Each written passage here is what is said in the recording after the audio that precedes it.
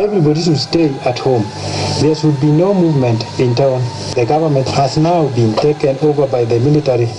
1st of August 1988 is when we started first commercial production. One of the employees came in, he said, "You don't know that the government has been toppled?" I said, "No." So I got worried. So I called my dad, just listen to the radio. He says, "Close everything, just come back home." You can't forget that day.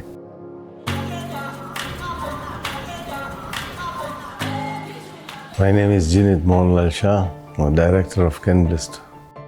This is our family-run business. So my dad started the whole business.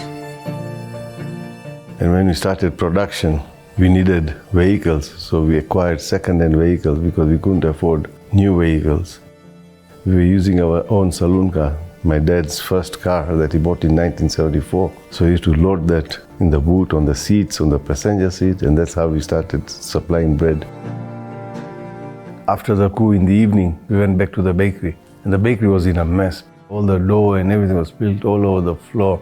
That was the toughest part. And so my dad told us, let us start the bakery even if it's on a low production, because town and everything is closed and people will need food. So we ran the bakery for a couple of hours, produced some small amounts of bread, and that bread we distributed to everybody.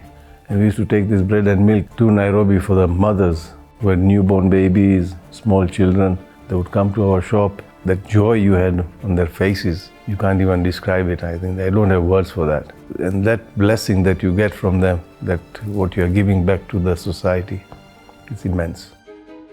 2007, when I joined the business, I took over the operations and logistics part of the business. This proved to be very difficult. I used to get phone calls to get complaints that the truck is broken down, and then customers would call me early in the morning and say, "We haven't received our bread." So we then took the decision that let's change the whole fleet. We ordered our first fleet of Tata vehicles, 108 vehicles in 2013. They were stronger than the vehicles that we were using previously. Just by doing that, we had a growth of nearly 20% just because our customers were able to get timely deliveries. Our distribution cost has dropped by nearly 15% just on having a better engine to fulfill our deliveries. And now Tata has got its first workshop being run here. So all the fleet here is maintained by Tata themselves.